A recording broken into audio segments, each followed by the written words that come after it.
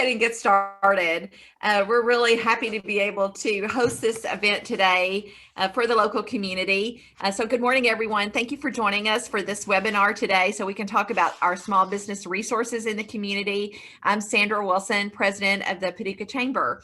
So small businesses are big business in our community, and they are a major focus for the Paducah Chamber. And really, small businesses make up the majority of the Chamber's membership in our community. So from that, we understand the importance of the business community, small businesses, and what they do to create jobs in our community and strengthen it. And also make it a really unique type of community to have the wonderful small businesses that we have that provide the services that we do for our community. We're excited to be able today to introduce to our community the new local representative and business coach for the Kentucky Small Business Development Center, Aaron Harned. And we're going to hear from him in just a few minutes to talk about his new services and his new role in our community. Having access to a small business development center in our community and those resources has been a priority for the Paducah Chamber. It's included in our 2021 state legislative priorities. So we've let our legislators know how important it is for us as a community to have that access. So the Kentucky Small Business Development Center has hired someone to be in our community, and we couldn't be prouder for that. We're so thankful. The Kentucky Small Business Development Center is co-sponsored by the U.S. Small Business Administration and administered by the University of Kentucky's College of Agriculture, Food, and Environment. And that's in partnership with regional academic institutions, economic development organizations, the private sector, and the state. So they provide business coaching and training services that help existing business owners and potential entrepreneurs succeed. So we're going to hear more about that from Aaron Harned, but first I'm going to introduce him, and then I'm also going to go ahead and introduce you, Chris Wooldridge, our other presenter for today too, and just following Aaron. So Aaron Harned, that's a well-known name in our community. He's a Paducah native, and he joined the Kentucky SBDC team in November of 2020. So that was a challenging time within itself during the COVID pandemic to take that leap of faith and to take a new job, but we couldn't be happier to have him. He's serving as a business coach for 10 counties in Western Kentucky, including, of course, our own county, McCracken County. He has a bachelor's degree in agriculture from Western Kentucky University and grew up working in a family-owned business and worked there for 9 years, including the past 10 as the manager. Also on our webinar today is our good friend, Chris Wooldridge, who's been with us for quite some time. I'm not going to put your age out there, Chris, but you have been a big partner with us for many years through the Murray State University Center for Economic and Entrepreneurial Development. And I guess we could refer that as CEED, if we wanted to say that today. But Chris has helped us in many ways. Murray State University Center for Economic and Entrepreneurial Development, they also offer consulting costs at no consulting services for existing and startup businesses. And the center is an outreach program for the Arthur J. Bonnerfied, I'm not saying it exactly right, but maybe that's close enough, College of Business at Murray State. And they work with 24 counties in Western Kentucky to provide consulting, training, and both pre-venture and existing business and industry. And so Chris has helped us in many ways. He's an instructor also at Murray State in finance, banking, and economic development. He's a former entrepreneur and a graduate of Murray State University, as well as the Kentucky School of Insurance and Kentucky School of Banking, and has his certification through the Kentucky Institute for Economic Development. Before I turn it over to them, just a couple of things. WPSD is live streaming this call. It's also on Facebook, and we're recording the call, and we'll have it later on the Paducah Chamber website, paducahchamber.org, as well as on our Facebook page. So you all, if you're watching it today, you want to rewatch it, or you want to share that information with someone, please do. If you have questions during the webinar, you can enter those in the chat box on the Zoom call. You can email them to me at swilson@paducahchamber.org, or if they are on Facebook, we are going to try to monitor our own Facebook page and WPSD's Facebook page to get those questions. But the best way is either through Zoom or to email those to me, swilson@paducahchamber.org. So with that, Aaron, welcome. I can't really say welcome to Paducah because you haven't left Paducah. You've been here, but we're so happy to have you in this new role. And if people that are small business owners or budding entrepreneurs aren't reaching out for help, they're missing some of the best resources that we could possibly have with these two guys, with Aaron Harned and Chris Wooldridge. So we want to make sure that they know what's out there. So Aaron, welcome, and tell us a little bit about yourself and also about your services. Well, fantastic. And thanks so much, Sandra. I just want to start off by thanking you and the Chamber for hosting this webinar and helping put this together to let people know I'm here and let people know about the services Kentucky SBDC has to offer to small business owners and how I can help. So I'm going to share my screen. I prepared just a short little PowerPoint so we can go through. So like Sandra said, my name's Aaron Harned. I'm the representative for Kentucky Small Business Development Center here in Western Kentucky. I serve 10 counties here in Western Kentucky, but the Kentucky Small Business Center is not new. We are a storied organization that's actually celebrating our 40th year of service to Kentucky small business owners this year. And we've recently done an expansion. Through some hard work from our state director, we've been able to expand over the last 18 months from having 12 centers across the state to now we have 17 centers located across the state of Kentucky. And we're currently have a capacity of about 32 business coaches to help small business owners across the state. And our state leadership has really created a collaborative network where we really work together and have great communication amongst the business coaches. And if there's a situation where an entrepreneur comes to me with an area that I'm not familiar with, or maybe with a question that I don't know the answer to, we've established really great communication among the business coaches that I take it back to the other 31 business coaches and say, hey, this is an issue I'm facing. Who's had this experience? Who's got a resource to refer me to? Who can help? So not only am I here as a resource to the Paducah area, but feel like you have 32 business coaches at your disposal, because like I say, we've really tried to establish a culture where we work together and try to all work together to solve problems for small business owners. A little bit about our funding. Sandra mentioned that all of our services are offered at no cost through a partnership between SBA, the University of Kentucky, and then additional resource partners. All that we really ask in return from the clients that we work with are for survey completion, and these are completely confidential surveys that we send out just on behalf of Kentucky SBDC to get an idea of how we're doing, to take feedback from our clients and pass that along to the SBA and our funding partners so that they have an idea of how we're doing and how our clients feel like we're doing and how we can better serve them. And then the other area that kind of comes with working with a Kentucky Small Business Development Center coach is verifying business impact. So when we help you start a business, or whenever you get some kind of capital funding for your business or create jobs, those are just things that we like to verify so we can take those back to our funding partners and show them the work that Kentucky Small Business Development Centers are doing. This is just a snapshot of kind of the last 2 years of work that the Small Business Development Center has been able to accomplish. This data kind of reflects 2018 to 2020, and this gives you an idea of the scope of our program across the state, not only with new business starts and total jobs supported, but the number that normally jumps out at people is that $1.66 million or $166 million that we've been able to help small business owners secure to start their businesses, fund their businesses, grow their businesses, and expand their operations.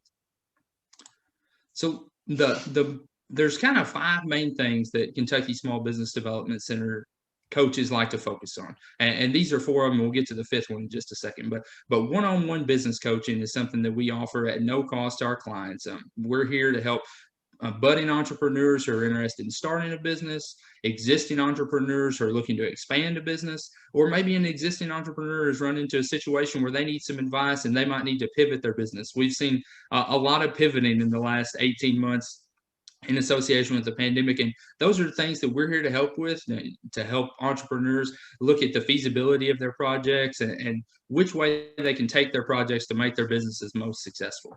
The second thing that we normally work a lot with is assisting small business owners with securing some kind of capital funding, whether or not that's investor funding, using their own money to fund their business, or pursuing maybe a traditional bank loan. We're here to help those small business owners put together those loan packages, work on their business plans, put together financial projections, and help them secure funding for their business.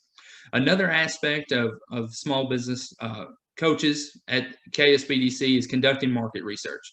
We've got a couple of great assets.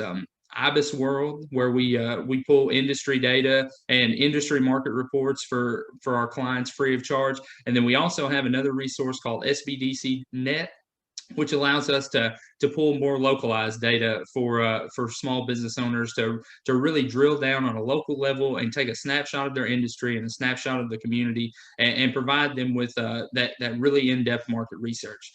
And then also for connecting to other small business resources. Yeah, we've got Chris on the call today, and he's an absolutely fantastic resource, and we're lucky to have him in Western Kentucky. So there's not always going to be a case where a Kentucky Small Business Development Center coach has an answer for your question. And maybe the best thing for us to do is refer you to another resource. And that's what I'm here to do. If I can't find an answer, or nobody else can find an answer for you, I'm going to find someone who can find an answer for you. And then the fifth thing that's really been a big change in association with the pandemic is webinars. We have, pre-pandemic, all of our training was in person, and we used to host regular trainings. But ever since the pandemic hit, we have really pivoted, and our webinars have absolutely exploded. So since April of 2020, we've had about 12,000 webinar attendees across the state of Kentucky, and our SBDC coaches do an absolutely fantastic job of putting on webinars. We have a regularly scheduled Wednesday webinar that's available at KentuckySBDC.com, where we cover a variety of topics for startup businesses, for existing businesses, about marketing, about just absolutely everything. The Wednesday webinar is a great resource, and something, if you're not tuned into them, I would highly suggest going to KentuckySBDC.com and looking into those Wednesday webinars. And if you don't have an opportunity to attend, all of those webinars are recorded and available for replay there on our website. And then in addition to that, that regularly scheduled webinar, our centers across the state also put on additional webinars throughout the week, and those may be specifically focused. So far this year, we've had some specific ones. One of our business coaches is a licensed CPA, and she did an 8-part series on QuickBooks Online. We do social media focused webinars throughout the week. And then another thing that we like to do, and something I actually have coming up here shortly, is a Start Smart webinar. And what these are webinars for people who are interested in starting a business but maybe don't know where to start. So myself and business coach in Owensboro, her name's Jamie Johnson, we've been working together to try to put on about one of these Start Smart webinars every month to give potential entrepreneurs an opportunity to take about 45 minutes and just get an idea of where to start. We go through some things talking about feasibility, we talk about business planning, we talk about financial projections, we talk about market research, and it's just a great opportunity to spend about 45 minutes with us. We try to do it at noon, that way people can fit it in on their lunch break if they have the opportunity. And let us just talk through the steps of starting a business in Kentucky with you and kind of what goes into that. We have one of these coming up. If you're interested in registering, my contact information will be available at the end of the slideshow, and I'd be more than happy to send you the link to register and get folks registered for this, so we can help start more new small businesses in the area. This is just a snapshot of the counties that I'm responsible for. By no means are these the counties I'm limited to. Like I said, we're really trying to develop a cohesive network, and I'm working with clients from all across the state who have specific issues or needs that I can help address. So these are the counties I'm responsible for, but in no way are these the counties I'm limited to. The KSBDC is a statewide network, and we work really hard to make sure that all of our clients are having their needs met, whether or not I'm the business coach who can best meet their needs, or if there's someone else that can best meet their needs. So if you know someone in one of these counties who's interested in starting a business, who has a business that needs assistance, or maybe just sometimes small business owners just need someone to talk to. So feel free to give out my contact information. My email address is there on the screen, as well as the center phone number. I'm more than happy to talk with people and work through issues. This has been an especially difficult time associated with the pandemic for small business owners. I know that, I'm aware of that, and I'm more than happy to listen to their situation and help them address how we can move forward and best assist them. So like I said, feel free to reach out. We are still working remotely, so I do almost all of my work via Zoom or over the telephone. But you know, in some certain situations, we get out in the and meet people in public. So I just really appreciate the opportunity to talk about SBDC, Sandra, and thanks so much. Well, thank you, Aaron. We'll go back to some Q&A with you just in a few minutes, but first let's hear from Chris Wooldridge. And again, he's with the Murray State University Center for Economic and Entrepreneurial Development. Chris? Thank you, Sandra. Sandra, I appreciate that, and thank you for the opportunity to speak to all of you this morning in West Kentucky, beautiful West Kentucky. We don't have any flood or blizzard this morning, so that's a great thing. It's a great to start that. So thank you for providing this opportunity for us to talk about these services and to really make the connection in our regional neighborhood to the resources that have available. Aaron, I want to thank you as well for letting me join you this morning, and I'm looking forward to continuing the relationship that Murray State has had with SBDC, and you and I working together for our region and doing the things that we need to be doing to help grow jobs and grow the wealth in the region and support our small businesses. You know, MSU, Murray State has had a relationship with the Small Business Development Center for a number of years, and we're looking forward to continuing that relationship and continuing to work together. I want to thank, before I go on too much, I want to thank Dr. Jackson, the president of Murray State, as well as Dr. Todd, our provost, Dr. Dave Eaton, my dean, and as well as Dr. Badassian, the chair of our program. All four of them have really continued to commit to the regional university supporting our region and making sure that really all of your university is being useful and beneficial and supportive of growing our communities in whatever way we're needed as a university. The community support is very important to us. It's part of our strategic planning process. It's part of what our DNA here on the university is in making sure that we're supporting the university, supporting the community from the university. So I'm going to share my slide if that's okay. And we're going to try to, hopefully you can see that. Sandra, does that show up? Yes. Awesome, great. So I'm just going to put a flyer up to kind of share with you some information about the Center for Economic and Entrepreneurial Development. So our center has primarily 4 areas, some of which overlap with the SBDC program. But again, working together, we make sure that our strengths, whether it's with the SBDC, the Center for Economic and Entrepreneurial Development, or any other of our resource partners, that we're bringing those tools and those resources for the betterment of that client and for the betterment of the region. So just real quickly, kind of what our center provides. One of the things I would point out is the management consulting. You may hear that that was a little bit of what Aaron was mentioning as well in at the consulting side. And so regardless of whether the client that he or I are working with, we're looking forward to continuing to work together on providing these kinds of services. So from a management consulting standpoint, what are we doing? Well, working with clients that are trying to develop business plans, financial statement analysis, looking at what type of planning might be necessary for startup businesses, for expansions, for even stabilizing a business. Looking at importing, exporting issues, looking at feasibility studies, and working with financial structures. What are the resources out there that a small business, medium-sized business, or even the industry, what can we look at that helps with capacitizing that business, growing that business, providing it different financing options. Really, I think Aaron and I are going to bring to the table for our clients in the region and support is the access. Like Aaron said, if we don't have the answer, we're going to find that answer. And part of that answer is finding out what resources are available at the state level, at the local levels, at the national levels to help our businesses on a one-on-one type consulting basis be successful and grow the businesses in our area. We also do our training workshops. I'm looking forward to doing some with training. Do some training with Aaron as well. We chatted maybe yesterday, I think it was, about some opportunities we might take a look at. But again, coming together for both the SBDC resources and your university's resources in providing training and assistance.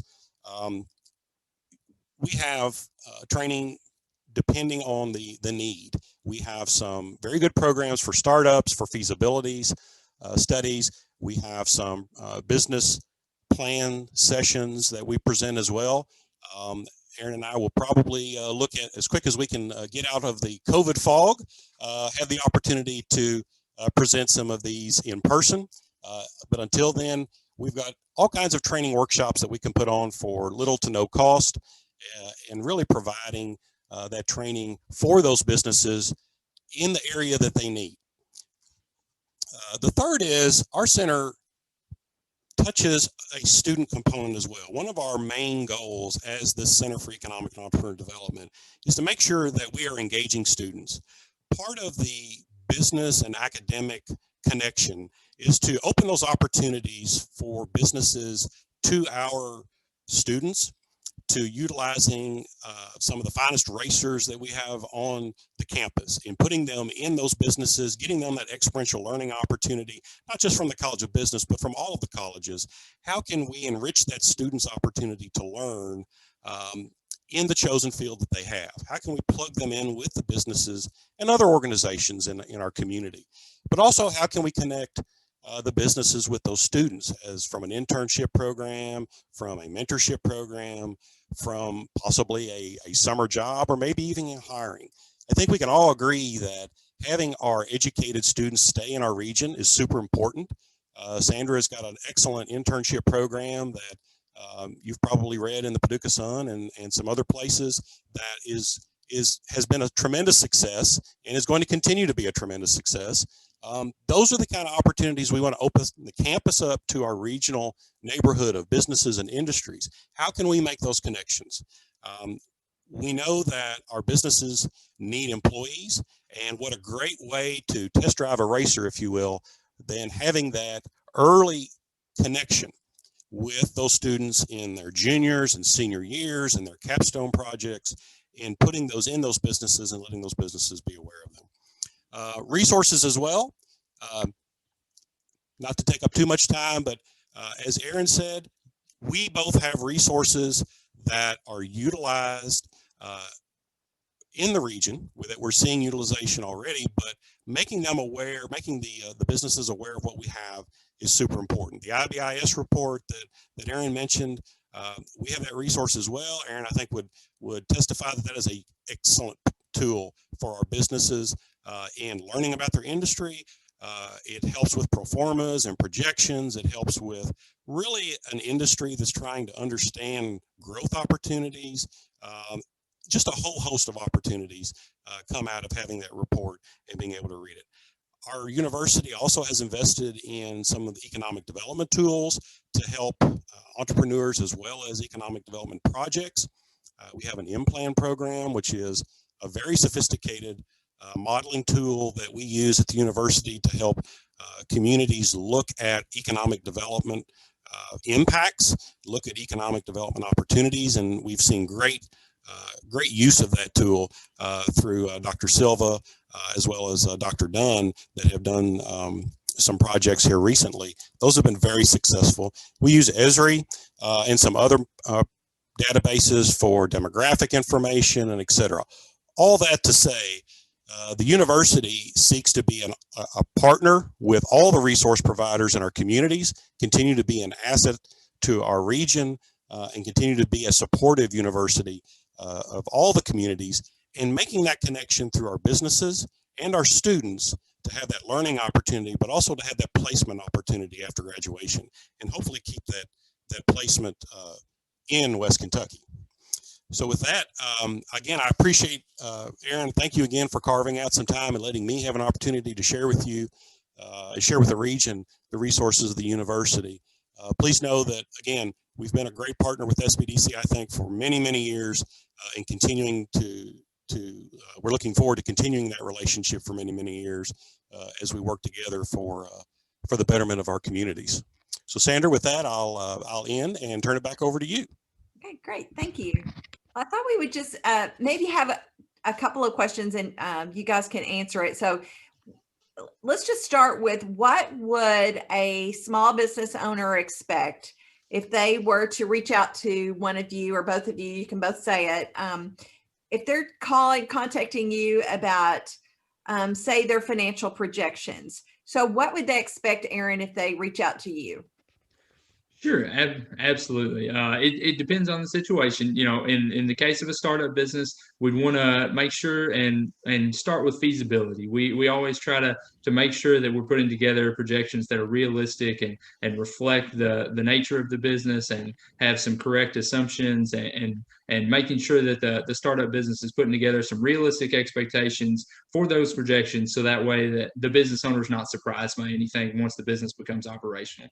For existing businesses, you know, we want to review those financial statements and look at their financial statements, and then maybe if they're putting together projections for the expansion of a project or something, you know, new growth or a new building or some kind of new expansion, we want to make sure and examine those financial statements to make sure that the projections that existing business is putting together kind of line up with what the traditional financial statements that they have kind of support.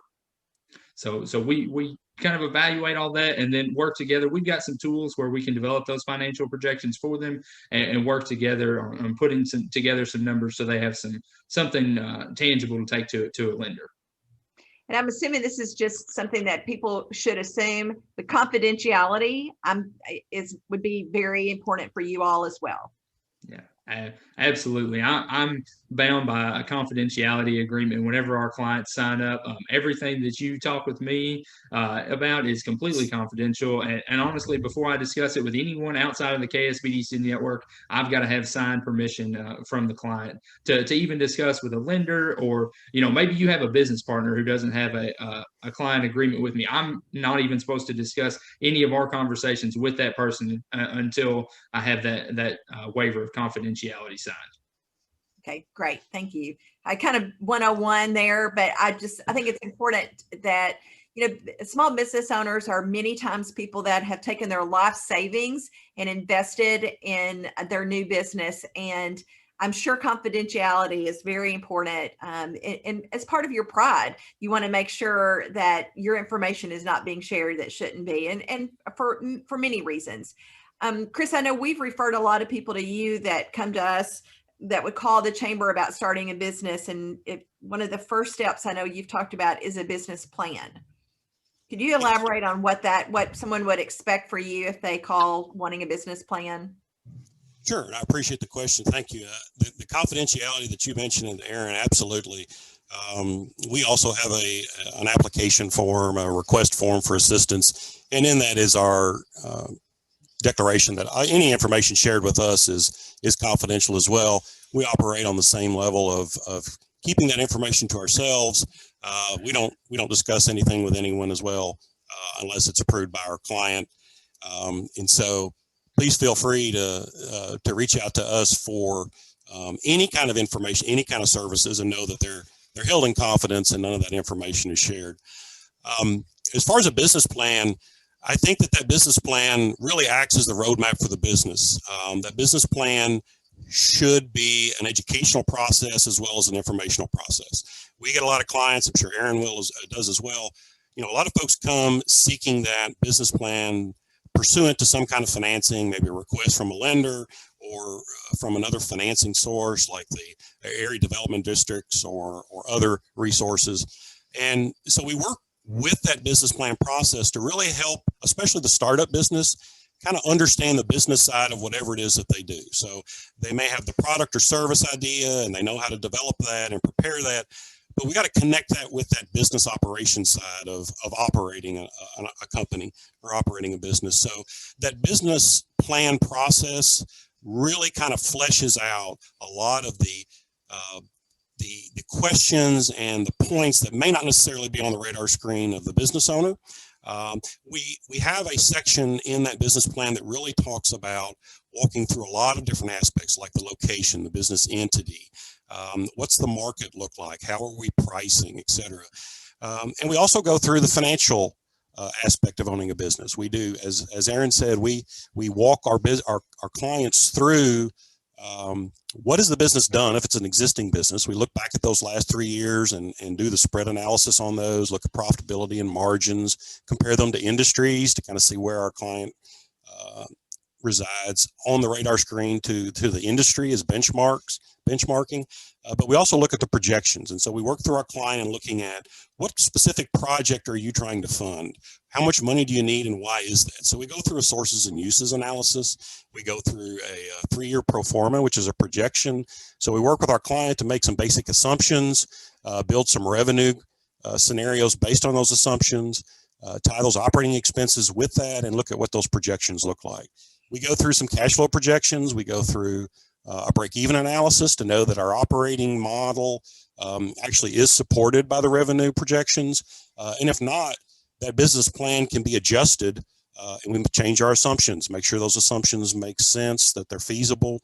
And at the end of the day, with that business plan, we hope to have a number of things completed. One is our applicant, our client, understands their business a little bit better. They've kind of gone through the mechanics of the business and maybe seen some things or looked at some things that they may not have thought of before. They also understand their financials better. They understand some basic assumptions that are going to impact their business, how they're going to generate revenue, where it's going to come from, what operating expenses are they going to have to keep an eye on. And so that they become a better prepared applicant to that lender by knowing the answers to the questions that the lender may have, and they've got a business plan to back up that. And then long term, that business plan should really be an operating manual for them, because all the things that are in that business plan are going to change. They're going to change the day they open. They're going to change 6 months out, a year out. And so at least on an annual basis, if not more so, that business owner is going to be able to open that business plan, look at the assumptions that were made. Did my location work out like I thought it would? Is my market what I thought it would be? Are the financials that I projected, how close am I to those being accurate, and do I need to change those? And so being able to go back to that business plan as a touchstone is super key to helping that business operate successfully. Great, thank you. And Aaron, I'm assuming you have that same mindset about developing a business plan. Yeah, absolutely. Business plans are super important for startups. And like we said, we try to discuss a lot of times about feasibility. Like you said, a lot of times small business owners may be investing their entire life savings into a business. And we want to make sure that they're looking into a feasible business opportunity. We don't want anyone to enter into a market or a business situation where they're not set up to succeed. So that's one of the main things we try to work with, especially with startups, is looking at feasibility and making sure that the business owner has realistic expectations and that their business is feasible. And then with existing businesses, we encounter businesses sometimes who may have already started. Maybe they got started and they're a year into business and they're just kind of spinning their wheels a little bit. They've got open, but they didn't develop a business plan. They didn't do financial projections. Maybe they just use all of their own money to start and they don't really know where to go from. So we think that's a great opportunity for existing businesses to develop a business plan. And one thing I talk to clients a lot about is about putting processes in place. Successful small business owners need to be able to put processes in place so that way they can work on their business instead of just having to work in their business. That you hear that a lot, but a small business owner can use a business plan to develop those processes and an operational plan so that they can put that in place so their employees can operate the business. Or even in a situation where it's a single person, maybe the business owner is the only employee. Well, having those processes in place help take the burden off the business owner of having to, when you're the only employee and the bookkeeper and you have to do inventory and you've got to sweep the floor too, that's a lot to remember. So we try to use a business plan for existing businesses in that way to really develop an operational plan and get those processes in place to give the business owner an opportunity to be the business owner, even if they have to be that sole employee too. It's easy, I know, to be just working on the day-to-day grind and getting through the day when you really need to be looking long-term as well as for your success. One question that we have had about you guys, are you all available to help businesses that are already established, that have been in business for many years and need a long-term business plan they've had one, but that needs to shift due to changes in their customer base? Yeah, yeah, of course. We're here to help any business in any phase. It doesn't matter if you're starting, growing. Maybe you're spinning your wheels, or even we work with businesses that are ready to. Maybe you're ready to retire and you're looking to make your business marketable to sell to someone, or you're looking for a transition plan to maybe the next generation in your family member. There's no business at any phase of the business life cycle that we're not here to work with. Like you said, a lot of businesses have had to pivot in conjunction with COVID to transition to online sales, more e-commerce, contactless delivery. And as the restrictions from the pandemic start to ease up, those business owners need to work in updating their business plan to look at what they've had to do with COVID and say, what's working from these adjustments that we've made that we should continue into the future. Obviously not everything the business owners have had to pivot and do is going to be applicable moving forward, but there may be some aspects, especially online selling and the increases in online marketing and e-commerce, are definitely things that business owners are going to hold on to after the pandemic restrictions are lifted.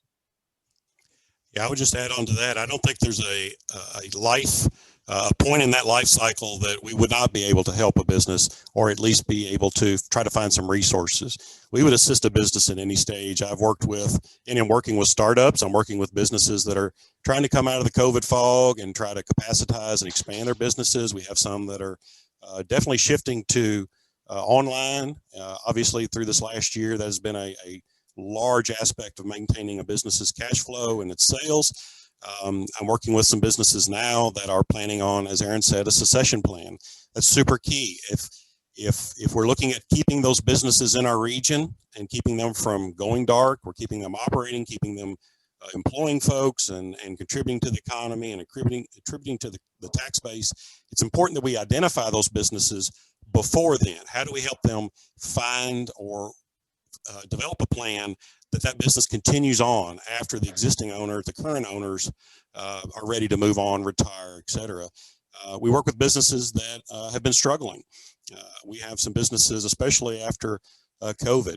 One of the things that we did in the center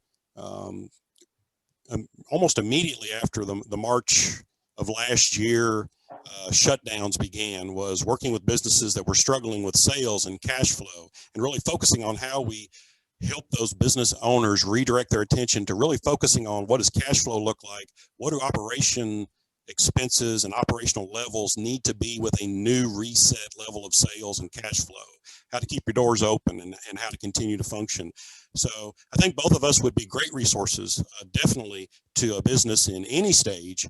And I would encourage the businesses to look at, maybe they've got some transactional needs at this point with both of us, but also look at building those relationships with us. I have clients that I've had relationships with for decades that I continue to get their financial statements. I review their financial statements. We meet on a regular basis. We talk about how their business is developing, how it's growing. And I think that's where some of the best benefit of working with folks like us is creating that relationship where we understand their businesses. It's not we did their business plan, they got their loan and they left. And that's great. That's what we're here to assist. That's our commitment through this center and Aaron's commitment as well through the state SBDC program. But getting their business plan, getting their loan, and then continuing that relationship. How do we continue to help them monitor their cash flow? How do we help them in the hiccups like COVIDs or other issues, interruptions in suppliers, changing in business, wanting to grow their business, start a new option, a new location. So I think that the relationship can be what that client wants it to be. And I would encourage really that let those engagements begin to create those long-term relationships with us so that we can continue to understand their business and continue to help them down the road. Great. Thank you, Chris. Aaron, do you have anything that you would want to add to that? I really want to echo what Chris said. There's no business that we're not here to help. And what he said about relationships, it's really easy for small business owners to get their business started. And like you said, just go into that day-to-day grind and lose sight of long-term goals and long-term planning. And that's really an asset that Chris and I can help provide through regular interaction. We can help refer back to that business plan that we helped you create and say, are we working towards those long-term goals? Are those long-term goals shifting? How can we help you to reach those long-term goals if they are shifting? Do we need to move them to something different, and kind of think about our organizational plan and our operational plan to work towards those new goals? So yeah, like Chris said, developing those relationships is super important. We by no means, get you a business plan and financial projections and give you your hat and hurry you out the door. That's not what we're here to do. We're here to help businesses throughout their entire life cycle and really help businesses sustain and grow in our area. Great. Thank you all very much. Have either one of you ever been asked to, well, Aaron, you're probably new, but with COVID haven't, but asked to go with that small business owner to meet with their banker or to meet with them? Is that something that you will do, or how do you set them up for that success? Well, I'll just say from our standpoint, I kind of come from that industry from years ago. So a lot of contacts with bankers in the region, have great relationships with them. And so one of the things I think is beneficial, which I'm happy to be a part of in this role, is those relationships with so many different folks in so many different industries, chambers, EDCs, lenders, et cetera. I have joined those client meetings with their bankers, happy to explain the financial projections, happy to develop those assumptions with the lender. We can be as engaged with the lender as the client wants us to be. We're happy to do that. Now, I don't particularly try to direct the lender to make a deal. I don't go in and say, you really need to make this deal. This is an awesome deal. That's not my role. That's the lender's role. That's why he or she is in the role they're in. What we do is really seek to help the lender understand the basis of the business plan, the basis of the operation, but also to kind of be that go-between with the banker and the client. So, I can, if I get the release, as Aaron mentioned, if I'm allowed to talk to our clients' bankers or accountants or attorneys or any of their other service providers, if we've got that waiver, we're allowed to share that information. We'll work with their service providers as well. Just as I would work with Aaron, I would work with my client's banker or attorney or accountant to say, hey, we're building a business plan, or we're doing a strategic plan, or we're checking out some financial feasibility here.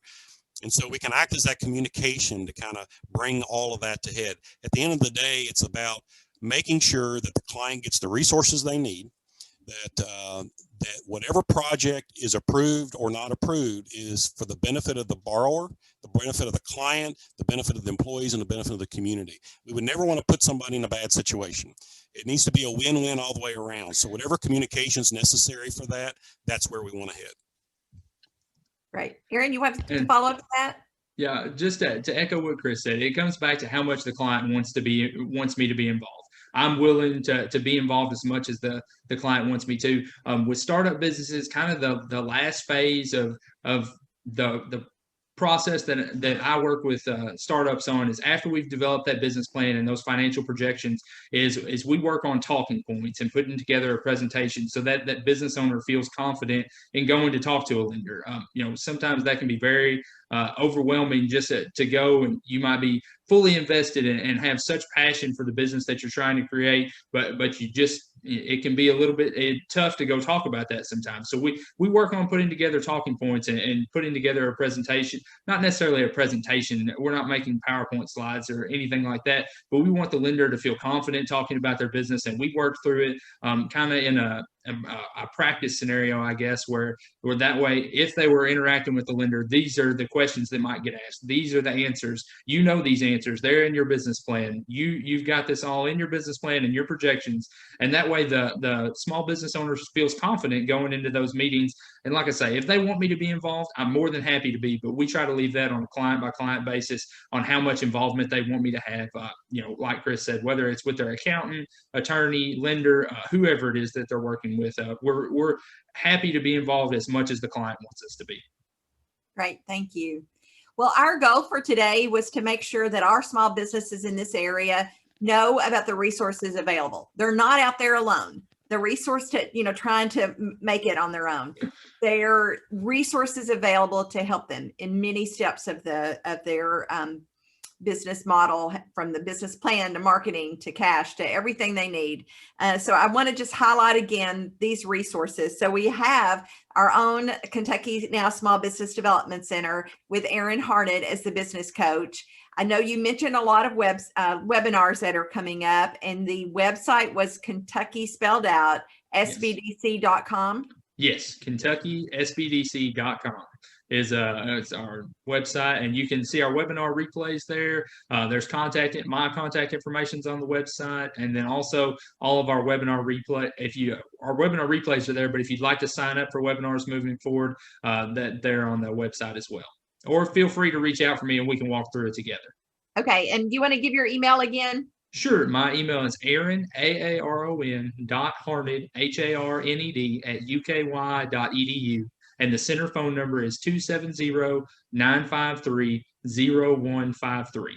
So feel free to reach out, email, or over the phone, and we can set up a time to talk. And I'm excited to help small businesses in the community. Great, thank you. And Chris, we know how to reach you through. You want to give your email? Sure. It's C Wooldridge, that's spelled CWOOLDRIDGE @murraystate.edu. The center's number here is 270-809-2495. You also can reach out to your office, and Yes. you, as you always have, make sure that we made those contacts. So again, reaching out to either one of us is a great move for that business, and we're here to support. The university is here to support those businesses and support our communities.